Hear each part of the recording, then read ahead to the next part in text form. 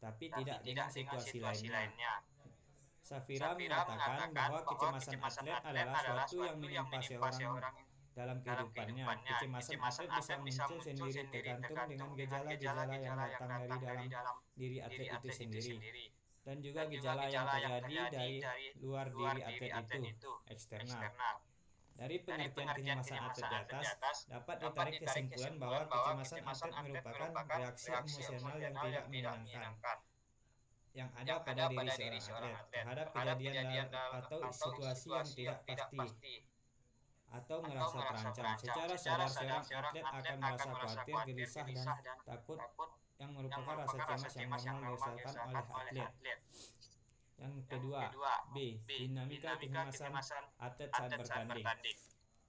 Individu yang mengalami kecemasan dipengaruhi oleh beberapa hal, diantaranya karena adanya pengalaman negatif, perilaku yang dilakukan seperti kekhawatiran akan adanya kegagalan.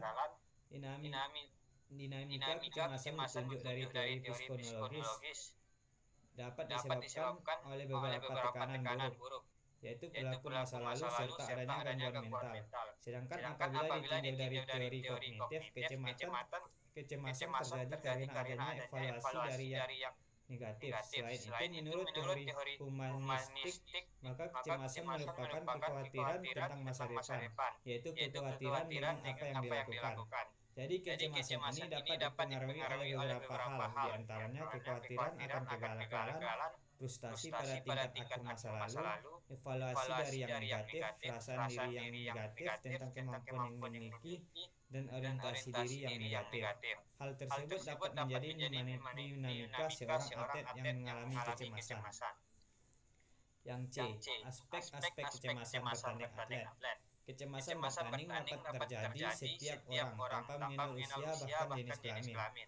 Kecemasan saat bertanding ini timbul karena adanya tekanan dari luar maupun dari dalam setiap individu. Terdapat 4 aspek kecemasan pada atlet meliputi sebagai berikut. Yang pertama, psikologis. Berikut adalah beberapa aspek kecemasan atlet yang bisa dilihat dari perspektif psikologis. Yang pertama, kecemasan kinerja. Yang kedua, kecemasan sosial. Yang ketiga, kecemasan cedera. Yang keempat, kecemasan prestasi. Yang kelima, kecemasan pengaturan emosi. Yang kedua, kognitif. Berikut adalah beberapa aspek kecemasan atlet yang dapat dilihat dari sudut pandang kognitif. 1. Fokus yang terganggu. 2. Self-talk yang negatif. Yang ketiga, antisipasi yang berlebih. Yang keempat, overthinking. Yang kelima, penilaian diri yang negatif. Yang selanjutnya, aspek motorik. Berikut adalah beberapa aspek motorik yang dapat dipengaruhi oleh kecemasan atlet saat bertanding, yaitu kekuatan otot, koordinasi, keseimbangan, kelentukan, refleks dan rekreasi. Yang keempat, sosmatik. Berikut adalah beberapa aspek sosmatik yang berperan dalam kecemasan bertanding atlet. 1. Respon kardiovaskular. Yang kedua, sistem pernapasan. Ketiga, sistem hormonal. Keempat, sensasi fisik. Yang kelima, tingkat kelelahan. D. Model proses kecemasan bertanding. Memakai model proses kompetitif Martes untuk menjelaskan proses kecemasan menghadapi pertandingan. Dalam proses kompetitif, Martes menyatakan bahwa proses kompetitif terdiri dari 4 unsur. Yang pertama, situasi kompetitif yang objektif. Situasi kompetitif yang objektif didefinisikan sebagai tuntutan lingkungan terhadap seorang dalam proses kompetisi. Yang kedua, keadaan kompetitif yang subjektif. Keadaan kompetitif yang subjektif adalah cara seorang merasakan, menerima, dan menilai suatu kompetisi objektif. Yang ketiga, respon terhadap keadaan. Respon adalah tanggapan seorang terhadap situasi tertentu. Seorang yang merasa situasi kompetitif objektif sebagian besar ditentukan oleh situasi kompetitif subjektif. Tingkat kecemasan bertanding pada atlet. Tingkat kecemasan bertanding pada atlet menurut GAL 2006 terdapat 4 tingkatan, yaitu kecemasan ringan, yaitu tingkat yang berhubungan dengan ketegangan dalam kehidupan sehari-hari dan menyebabkan atlet menjadi waspada serta meningkatkan pemahaman terhadap situasi yang ada. Yang kedua, kecemasan sedang. Pada tingkat ini, kecemasan atlet akan memusatkan diri pada hal yang penting dan menyampingkan hal lain. sehingga terjadi perhatian yang selektif namun dapat melakukan sesuatu akan lebih terarah. Yang ketiga, kecemasan berat. Kecemasan atlet pada tingkat ini akan membatasi diri kepada hal yang belum jelas dan memuaskan diri pada semua yang terpencil, spektif dan tidak dapat berpikir tentang hal lain. Perilaku yang ditampilkan guna mengurangi ketegangan. Orang tersebut membutuhkan banyak arahan untuk dapat memutuskan pada objek lainnya. Yang keempat, kecemasan panik. Pada tingkat ini akan berhubungan dengan ketakutan, terkejut, dan tekanan dari luar.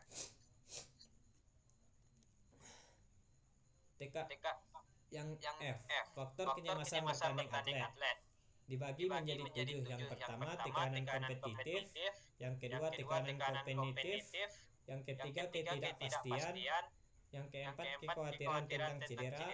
Yang kelima, tekanan waktu. Keenam, penilaian orang lain. Yang ketujuh, kekurangan pengalaman. Oke, sumber-sumber kecemasan bertanding atlet. 1. Kekurang siapan dalam penampilan. Yang kedua, permasalahan intrapersonal dengan tim dan pelatih. Yang ketiga, keterbatasan dana dan waktu latihan. Yang keempat, prosedur seleksi. Yang kelima, kekurangan dukungan sosial. Bab 3. Bab 3 dibagi menjadi 6, yaitu jenis penelitian, populasi dan sampel, definisi operasional, instrumen penelitian, pengumpulan data, teknik analisis data. Jenis penelitian. Jenis penelitian ini adalah kuantitatif dengan menggunakan metode deskriptif kuantitatif. Dalam penelitian menggunakan suatu variabel, yaitu variabel dependen, yaitu tingkat kecemasan bertanding pada atlet. B. Populasi dan sampel. Populasi adalah sekumpulan kasus yang memenuhi syarat-syarat tertentu berkaitan dengan masalah penelitian. Yusuf 2004. Populasi merupakan totalitas semua nilai-nilai yang mungkin pada karakteristik tertentu sejumlah objek yang ingin dipelajari sifat-sifatnya. Sugiono 2006 menjelaskan populasi adalah wilayah general yang terdiri dari objek-subjek yang mempunyai kualitas atau karakteristik tertentu yang ditetapkan oleh penulis untuk mempelajari dan kemudian ditarik kesimpulan. Yusuf menjelaskan secara sederhana dapat dikatakan bahwa sampel adalah sebagian dari populasi yang terpilih dan mewakili populasi tersebut. Sugiono menjelaskan sampel adalah bagian atau jumlah karakteristik yang dimiliki oleh populasi tersebut. Definisi operasional. Kecemasan merupakan pengalaman subjektif yang tidak menyenangkan mengenai kekhawatiran atau ketegangan berupa perasaan cemas, tegang, dan emosi yang dialami seseorang. Kecemasan bisa terjadi di setiap orang pada waktu tertentu dalam kehidupannya. Dalam menghadapi kecemasan akibat bertanding akan memiliki tingkat kecemasan yang berbeda karena memiliki rasa cemas, kekhawatiran yang dapat mengganggu pikiran bahkan berdampak kepada penurunan prestasi seorang atlet. Instrumen penelitian. Dalam instrumen penelitian yang digugakan pada penelitian ini berupa angket berskala dengan tujuan untuk memperoleh data tentang tingkat kecemasan korban atlet. Selanjutnya, pengumpulan data. Teknik yang digunakan dalam pengumpulan penelitian ini adalah instrumen yang telah disusun tentang tingkat kecemasan pada siswa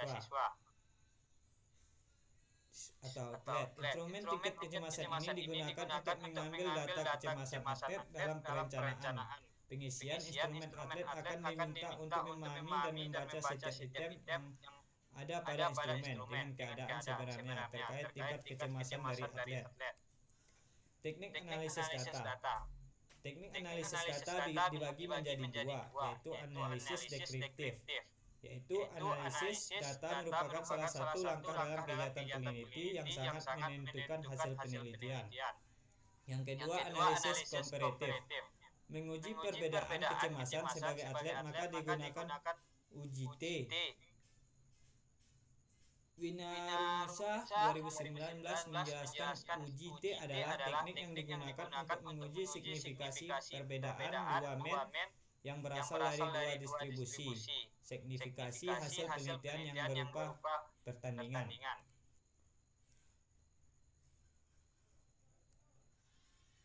Baiklah, sekian hasil dari proposal penelitian saya. Apabila ada kesalahan, maka saya ucapkan tak maaf. Wabillahi taufiq wal hidayah. Assalamualaikum warahmatullahi wabarakatuh.